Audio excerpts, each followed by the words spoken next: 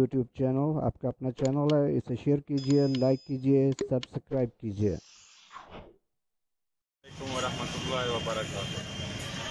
अज़ीज़ान गिरामी, बड़ी खुशी की बात है कि हमारे दोस्त मोहतरम नदीम आलम वोरा साहब ने ادبی بیٹھک टेलीविज़न चैनल खोला है। उसके लिए मैं जनाब नदीम आलम वोरा साहब को दिल की गहराइयों से मुबारकबाद पेश करता हूँ और तमाम अदबी हलकों को जो चनौट से ताल्लुक़ रखते हैं उनसे भी गुजारिश है कि नदीम आलम वोरा साहब से इस अदबी चैनल के सिलसिले में मुकम्मल तामल फरमाएँ।